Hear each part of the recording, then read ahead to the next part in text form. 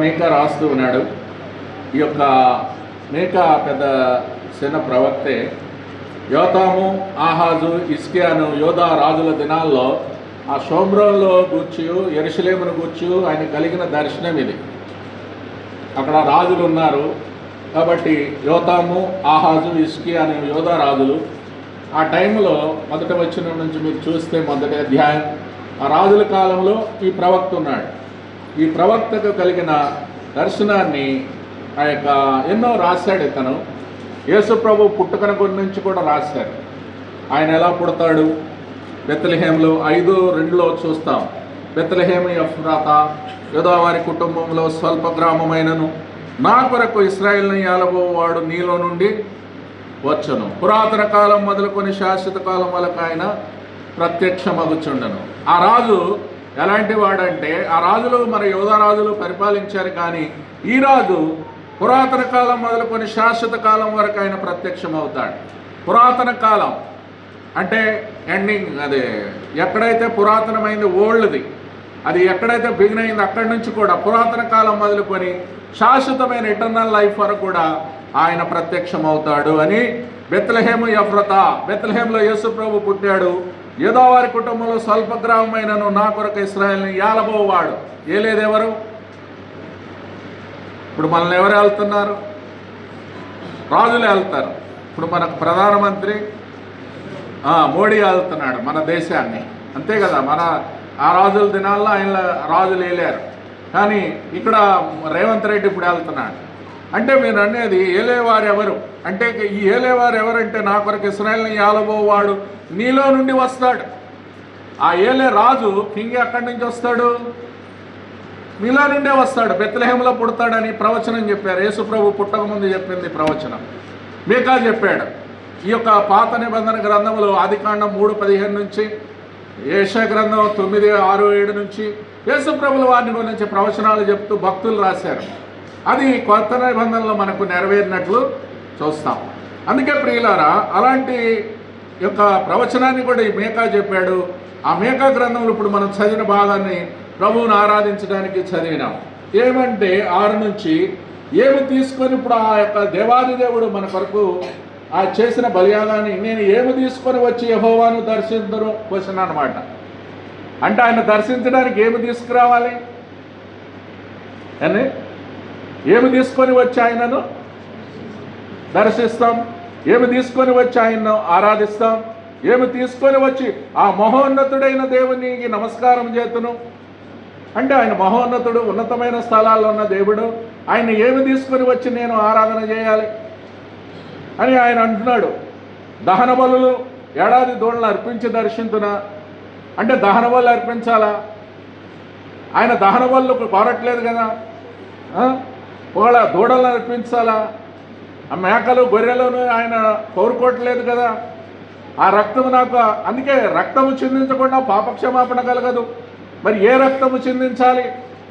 Hebrew 9:22 ప్రకారం పరిశుద్ధమైన రక్తం చిందించాలి.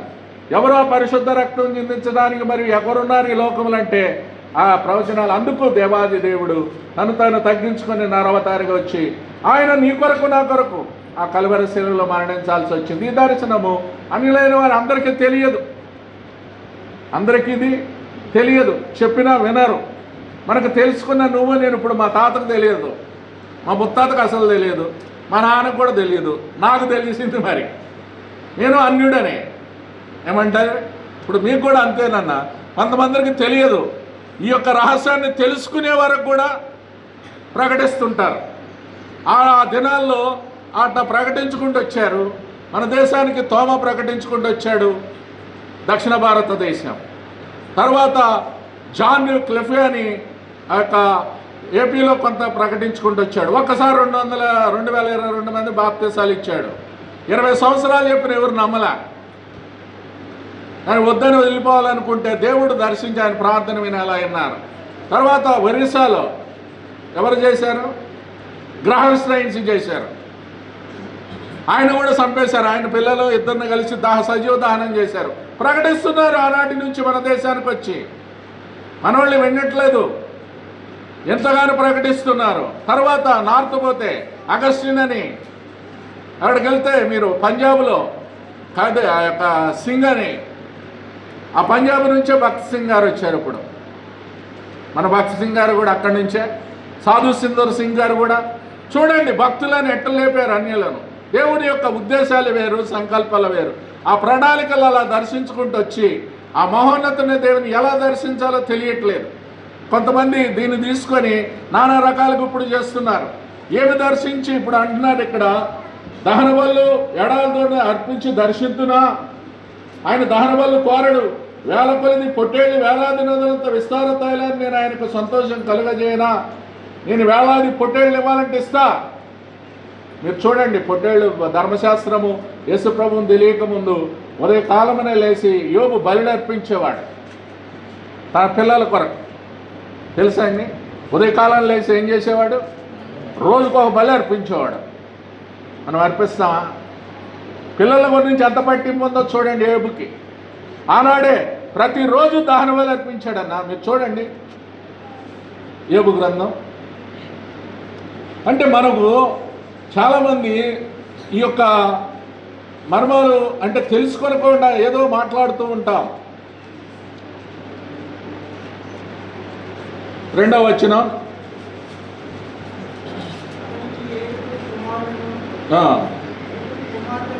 కలిగిరి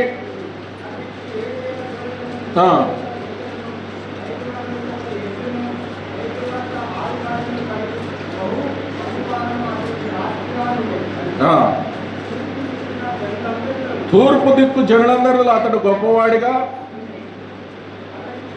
అతని కుమారులందరూ వంతుల చొప్పున అనుదినము ఒకరినొకరు తమ ఇండ్లలో వినాయకు ఉన్నప్పుడు తమ ముగ్గురు అక్క చెల్లెండ్లలో తమతో కలిసి అన్నపానములు పుచ్చుకున్న వాళ్ళని వచ్చిరి. వారి వారి విందు దినములందు పూర్తి కాగా యోబు తన కుమారులు పాపము చేసి తమ హృదయములలో దేవుణ్ణి దూషించిరేమో అని వారి పిలవనంపించి వారిని పవిత్రపరిచి అరుణోదయమున లేచి వారిలో ఒక్కొక్కరి నిమిత్తమై దహన బలి అర్పించుచు యోబు నిత్యం అలాగ చేశాడు. ప్రతిరోజు నిత్యం అలాగ చేశాడు. పిల్లల కొరకు దహన బలి ప్రతిరోజు అర్పించినాడు. మనము మరొక రోజు అర్పించడానికి మనకు స్తోమత లేదు. మనకు ఆయనకు ఉంది అది. ఆయనకి వేలాది, అందుకే వేలాది పొట్టేళ్ళంత విస్తారతలో నీకు ఇవ్వాలా? ఏమి దహన బలి అర్పించాలి? ప్రతిరోజు మరి దహన బలి అర్పించి మనకు ఉందండి. పొట్టేళ్ళు నేను రోజు అర్పించగలవాను? ప్రతిరోజు మేకపోతును పోయేస్తావా? అంటే ప్రతిరోజు మేకపోతే వాళ్ళకు ఆహారం. మరి ప్రతిరోజు అర్పించినాడని ఉంది అక్కడ బైబిల్లో. ప్రతిరోజు దహన బలి ఏమర్పించాడో కానీ పొట్టేళ్ళ మరి గొర్రెలో కానీ ఆ పిల్లల ఏడల ఆసక్తి చూడండి. నేను అనేది అది. తన పిల్లలు తప్పు చేశారేమో అని, తప్పు చేయలా, తప్పు చేశారని రాలేదు అక్కడ. పాపము చేశారేమో అని తన హృదయంలో పాపము చేయకముందే తను సిద్ధపడ్డాడు. తనను సిద్ధపరచుకున్నాడు, తన పిల్లలను సిద్ధపరిచినాడు. ప్రియమైన వాళ్ళారు, మరి నీవు ఆ దేవుని ఆలయానికి వచ్చిన నువ్వు నేను కూడా మరి నీ పిల్లలు ఎలా ఉన్నారు? నీ పిల్లల కొరకు నువ్వు బలి అర్పిస్తున్నావా? ఉదయకాలం లేసి ఆరాధన చేసినామా? దహన బలి అంటే ఆరాధన అర్పించాలి. ప్రభువు కొరకు ఏమి అర్పించినావు? ఏమి సమర్పించినావు? ఉదయకాలమున సమర్పించాలి. ఉదయకాలమున వారు తప్పు చేయలేదు. కానీ మీరు చూడండి మరి ఒకసారి 5వ వచనం చదువుదాం అందరం కూడా. వారి వారి దినములు విందు దినాలు పూర్తయిపోయినాయి. తన కుమారులు పాపము చేసి తమ హృదయంలో దేవుణ్ణి దూషించిరేమో అని, తమ కుమారులు పాపము చేశారని దూషించారేమని ఎంత కేర్ తీసుకున్నాడండి పిల్లల ఎడల. ఈనాడు పిల్లల ఎడల మరి మనం అంత కేర్ తీసుకోవట్లా. అందుకే పిల్లలు నానా రకాలుగా పాడైపోతున్నారు. ఒక ఆమె నిన్న పేపర్లో చదివితే రెండన్న, ఒక ఆమె కూతుర్ని కొడుకుని చూసి ఇచ్చేసి బావిలోకి చూసి ఆమె చచ్చిపోయింది. పిల్లలు కంటం ఎందుకు, చనిపోవడం ఏంది? ఇంకొక ఆమె ఇద్దరిని కూడా. అంటే చూడండి వారికి కలిగిన బాధలు హింసల్లో వీటన్నింటిలో తట్టుకొనలేక, శాంతి సమాధానాలు లేక వారిని చంపుతున్నారు, పిల్లల్ని చంపుతున్నారు, వారు ఆత్మహత్య చేసుకుంటున్నారు. వారికి తెలియదు ఆత్మహత్య చేసుకుంటే పరలోకం వెళ్ళలేమని, తెలియక చేస్తున్నారు. అందుకే మనకు తెలియదు. మన తాతల నాడు కానీ మనకి ఇప్పుడు ఈ కాలంలో, ఈ దర్శన కాలమున దేవుడు నిన్ను నన్ను దర్శించినాడు. ఆనాది సంకల్పం చొప్పున మనకు సువార్త వినిపించబడ్డది. అన్యులమైన నిన్ను నన్ను ధన్యులుగా చేసినాడు. అన్యులము మననం, కానీ ధన్యులుగా అందరికీ లేదు ఈ ధన్యత. కాబట్టి మనము కూడా మన పిల్లలకు మనము దాన్ని తెలియచేయాలి. అనుదినము పిల్లలంటే చాలా ఆస్తి. నీ పిల్లలే నీ ఆస్తి. నీ పిల్లలు నీకు వేరే ఆస్తి కాదు. ఎవరు నీ ఆస్తులు? మరి నీ పిల్లల కొరకు నువ్వేమి సమర్పించావు? వారి పిల్లలు రారు, కానీ పిల్లలలో ఇది ఉండరు, కానీ పెద్దోళ్ళు చాలా ఇది అవుతారు. కానీ నీ సాక్ష్యం అంటే ఏంటంటే, నీ సాక్ష్యం ఏది? నీ బలి అర్పణ. ఇది ఒక పాట ఉంది.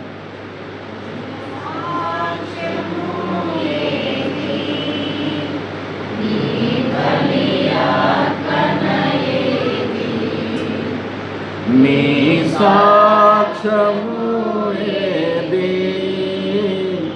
నీ ఏది?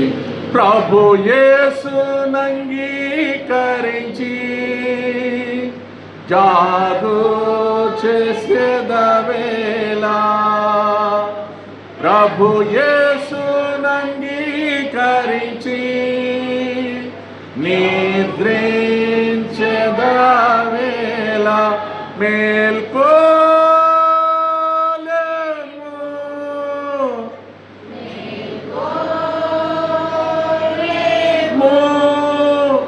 రారము విశ్వాసి, నీ సాక్ష్యము ఏది? నీ బలి అర్పణ ఏది? జయశ్రీరావు బ్రదర్ రాశారు. కాబట్టి సాక్ష్యం ఉండాలి. నీ పిల్లల ఎడల నీ సాక్ష్యం ఎలాగుంది? ఒకళ్ళు పాపంలో ఉంటే, ఇంకా జీవిస్తూ ఉంటే వారికి నీకు సంతోషం ఉండదు, సమాధానం ఉండదు, ఇంటిలో నెమ్మది ఉండదు. మొట్టమొదట వారి కొరకు ప్రార్థన చేయి. వారి ఏళ్ళ ఆసక్తి ఏబులాగా మనము కూడా చేశారేమో అని ఒకళ్ళు అనుదినము ప్రార్థన చేస్తే, మా అమ్మ నా కొరకు చేసిందండి, ఆమె భక్తురాలు, మా నాన్న నమ్ముకోలేదు, కానీ మా అమ్మ ఎరిగి తాను నా కొరకు చేయటం వల్లే దానిని అప్రార్థనకి పోలే, నేను నమ్ముకున్నా. ఆమె ఎంత చెప్పినా నా చదువులే ఇంటర్మీడియట్ దాకా బీటెక్ నేను వెళ్ళే వరకు నమ్మలా. ఎప్పుడు దర్శించినాడు? మొదట అక్కడ నేను మొదటి ఇయర్ ఇంజనీరింగ్ జాయిన్ అయినప్పుడు నా యవన కాలం 19వ ఏటనే దేవుడు దర్శించినాడు. అప్పుడు సువార్త వినిపించబడ్డది. ఆనాడు నుంచి ఆ రక్షణ పొందిన నేను అంటే ప్రార్థనకి పోదు, మా అమ్మ చేసినది ఆ ప్రార్థన అనుదినము. నా చెల్లి కూడా, మా చెల్లి రక్షించబడ్డది. మేము ముగ్గురం, మా తమ్ముడు ఆయన ఇప్పుడు మహిమలో పిలువబడ్డాడు అనుకోండి కరోనాలో. కాబట్టి ప్రియమైన వాళ్ళారా, నీ ఇంటిలో నేనేమంటున్నంటే సాక్ష్యం అనేది నీ పిల్లల కొరకు ప్రార్థన చేయాలి. ఉదయకాలం దహన బలులు ఏమి అర్పించాలి ప్రభువుకు? యోబు అర్పించినట్లు ఆ క్రమాన్ని మనము పాటించాలి. నీ పిల్లల ఎడల ఆసక్తి, మొట్టమొదట నీ పిల్లలు నీ ఇంటిని గురించిన ఆసక్తి నన్ను భక్షించిందంట. భక్షించడం అంటే అసలు మాట అంతా చూడండి. ఇంటిని గురించిన ఆసక్తి ఉండాలి మొట్టమొదట. దేవుని మందిరాన్ని, ఇల్లు అంటే దేవుని మందిరం కూడా ఆసక్తి ఉండాలి. మొట్టమొదట మన ఇల్లు, తర్వాత మనము, తర్వాత మన సంఘము. మనమందరం బాగుంటేనే దేశము బాగుంటుంది, సంఘాలు బాగుంటాయి. ప్రియమైన వాళ్ళారా, మనం బాగోలేదు, మనమేమి. అందుకే మొట్టమొదట మనలో మనం పవిత్రపరచుకోవాలా. మన ఇల్లును శుద్ధి చేయాలా, నీ హృదయాన్ని శుద్ధి చేసుకోవాలా. హృదయంలో పాపము చేశారేమో అని.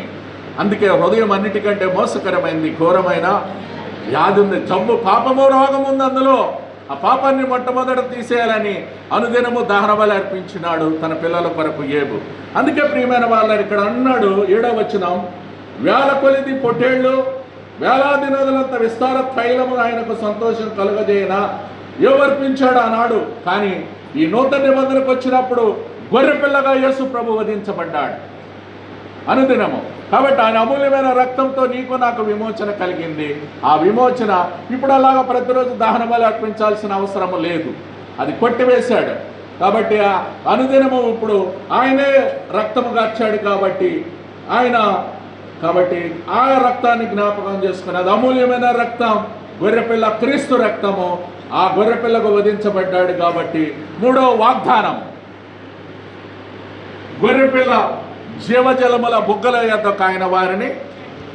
ఆ గొర్రెపిల్ల ఎవరు?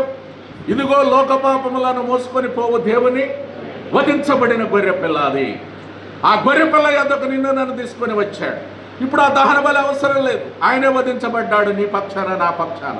అందుకే ఇదిగో లోక పాప, యోహానుతో అన్నాడు, ఇదిగో యేసు ప్రభువును చూపించి 1:29 యోహాను సువార్త. కాబట్టి ఆ గొర్రెపిల్లలో ఇప్పుడు దహన బలి ఏమి అర్పించాలి? నువ్వు నేను ఏమి అర్పించాలంటే ఆయన ఆల్రెడీ చేసేసాడు. 1:29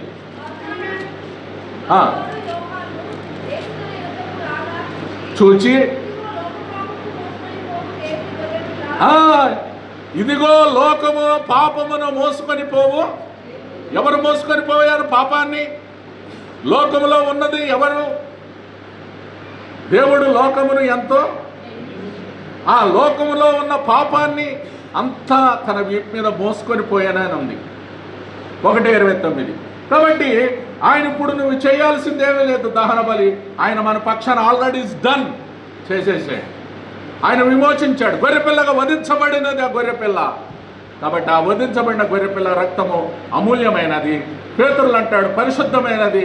విమోచించారు ఆ రక్తము చేత, కొనుక్కున్నాడు నిన్ను నన్ను.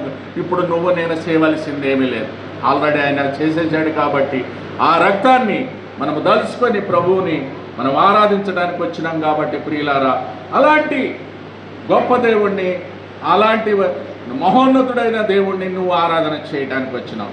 అందుకే మనం విలువ పెట్టి కొనబడిన వారం, ఆర్డినరీ వాళ్ళం కాదు. నువ్వు నేను ఏమర్పించాలి ఇప్పుడు?